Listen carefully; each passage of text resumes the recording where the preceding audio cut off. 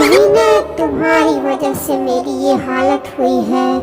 मैं 15 साल से भटक रही हूँ। दोस्तों ये है कोमल। रात के 11 बज गए, अभी तक नहीं आए। पता नहीं ऑफिस में कितना काम है आज उनको। बाहर देखने के बाद वह अंदर अपने कमरे में चली जाती है। अंदर कमरे में जाती है तो वहाँ कुछ और ही दिखता है। वो घबरा जाती है। साइड वाले कमरे से भागती हुई एक लड़की आती है और रुकती है। अरे जल्दी चलो बाहर, विनय का एक्सीडेंट हो गया है। तुम यहाँ क्या कर रही हो? वो बाहर गिरा हुआ है। यह सुनते ही कोमल दौड़कर बाहर जाती है। बाहर जाती है तो सच में देखती है कि वहाँ विनय बेहोश पड़ा है। उसके सर से खून निकल रहा है। फिर चिल्लाने लगती है, अरे विनय, ये सब कैसे हुआ? तुम कैसे?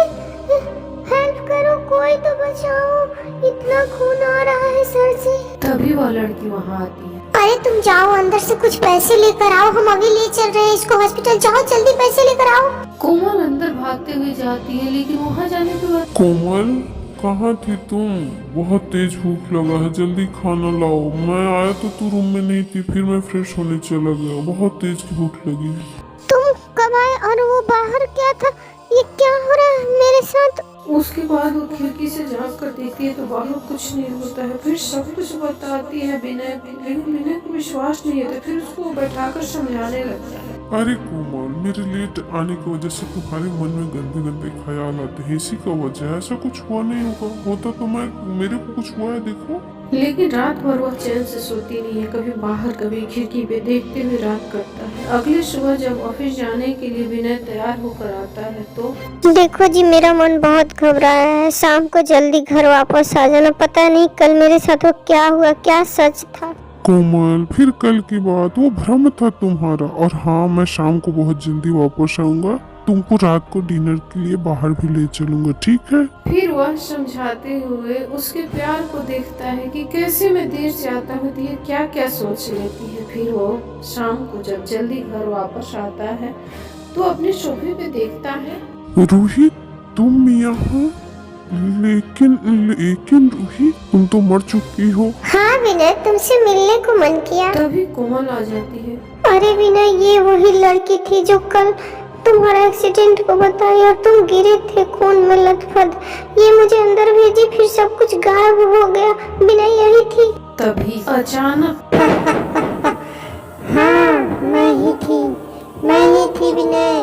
कल तो झूठ था, आज सच होगा। मैं कई सालों से भटक रही हूँ।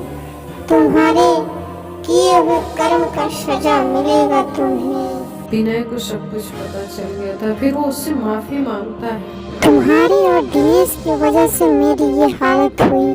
दिनेश को तो मैं ठिकाने लगा चुकी, लेकिन अब तुम्हें लगाऊंगी। आंखें बंद करो जल्दी।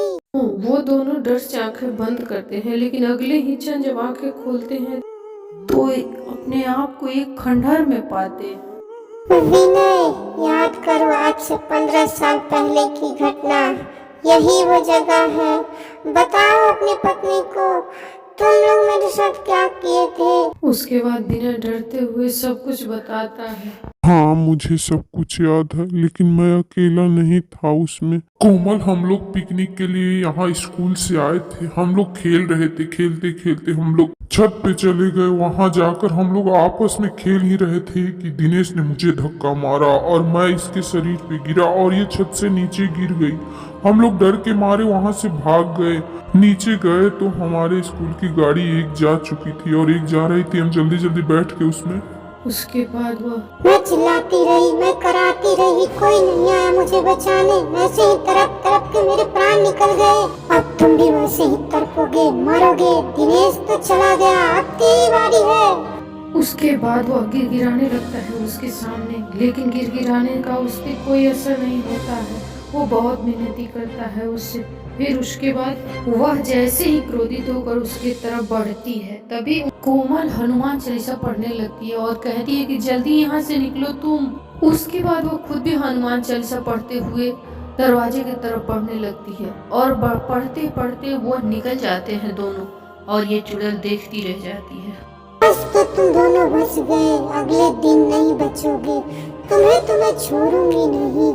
मैं यही रहती हूँ, नहीं, जहाँ मैं गिरी थी वही मेरी आत्मा है। उसके बाद वह गुरुजी के पास जाता है, जो गुरुजी बहुत विद्वान और तांत्रिक विद्या से युक्त थे। गुरुजी से सब कुछ बताता है। फिर गुरुजी उनको गंगा जल देते हैं और कहते हैं कि इसको ले जाओ, पानी में मिलाकर वो जहाँ गिरी थी वहाँ चारों दिशाओं में फेंकना, फिर देखना वो तुम्हें कभी परेशान नहीं करेगी और उसको मुक्ति भी मिल जाएगी। विनय वहाँ जाता है और जैसे ही गंगा जल फेंकता है, मुझे बचाओ, मैं जल रही हूँ, मुझे बचाओ, बचाओ, बचाओ।